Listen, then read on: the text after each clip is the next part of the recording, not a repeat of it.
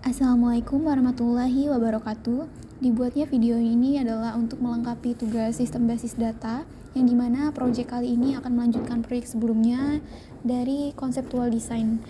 Pada proyek 2 ini kita akan membahas tentang physical design, yang dimana mata kuliah ini diampu oleh Bapak Imam Asrowardi, Eskom Mkom. Sebelumnya izin memperkenalkan diri, nama saya Vika Widianti dari kelas MI 2A dengan NPM 22753012. Judul yang saya ambil masih sama dengan proyek sebelumnya, yaitu penerapan cyber physical system berbasis sensor tongkat untuk membantu mobilitas penyandang tunanetra. Sebelumnya saya akan memberikan penjelasan atau pengertian sedikit tentang physical design. Selama fase desain logis, Anda menentukan model untuk gudang data Anda yang terdiri dari entitas, atribut, dan hubungan.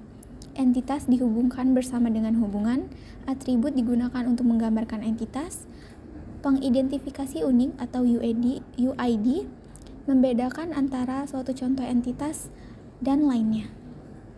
Berikut adalah contoh perbedaan atau ilustrasi dari perbedaan logikal dan juga fisikal. Selama proses desain fisik, Anda menerjemahkan skema yang diharapkan ke dalam struktur database aktual. Saat ini, Anda harus memetakan entitas menjadi sebuah tabel, lalu hubungan menjadi foreign key constraints, atribut menjadi sebuah kolom, primary unique identifier menjadi primary key constraints, dan yang terakhir adalah unique identifier menjadi unique key constraints. Ini adalah contoh dari konseptual desain sebelumnya. Saya memiliki 5 entitas, yaitu user, tongkat pintar, data sensor, kategori rintangan, dan juga lokasi.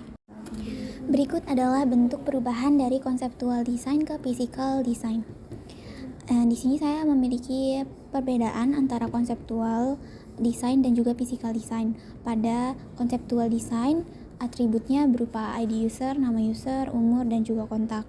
Perubahannya terjadi pada physical design, di mana entitas user berubah menjadi nama tabel, yaitu user, lalu ada jenis kunci, opsionalitas, dan juga kolom nama. Pada bagian jenis kunci kita sesuaikan ID user berupa primary key, maka jenis kuncinya kita tulis PK. Lalu opsionalitasnya, karena ID user bersifat mandatory, lambang yang digunakan adalah bintang. Nama user juga bersifat mandatory, makanya menggunakan bintang. Lalu jika opsionalitas menggunakan simbol O. Lalu kolom nama berisi atribut-atribut dari entitas user, seperti ID user, nama user, umur, dan juga kontak. Entitas berikutnya yaitu tongkat pintar akan menjadi tabel kedua dengan nama yang sama, yaitu tongkat pintar. Sama seperti sebelumnya, jika bersifat mandatory akan menggunakan simbol bintang. Lalu untuk primary key akan ada tulisan PK di jenis kunci, dan jika dia foreign key akan ada tulisannya FK. Untuk kolom namanya sesuai dengan atribut yang ada dalam entitas tongkat pintar. Entitas selanjutnya yang akan diubah menjadi tabel adalah data sensor. Pada data sensor ini semuanya bersifat mandatory, jadi opsionalitasnya dilambangkan dengan bintang. Lalu kolom namanya berisi atribut-atribut dari data sensor. Untuk foreign key-nya berupa tongkat pintar ID, pintar, dan juga primary key-nya adalah data sensor ID.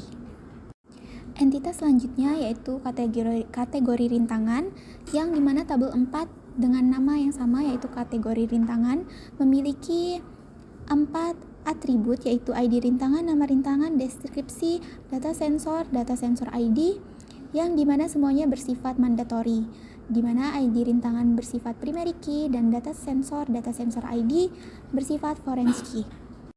Untuk entitas terakhir yang akan dijadikan sebagai physical design adalah lokasi, yang bisa teman-teman lihat seperti pada contoh. Terakhir adalah relasi antar table, yang dimana table user dapat memiliki tongkat pintar, atau user dapat memiliki tongkat pintar, yang dimana tongkat pintar ini memiliki data sensor, ya dimana data sensor ini memiliki kategori rintangan dan juga lokasi di dalamnya. Sekian penjelasan yang dapat saya sampaikan. Jika ada kesalahan, saya mohon maaf. Saya akhiri, wabillahi taufiq wal hidayah. Wassalamualaikum warahmatullahi wabarakatuh.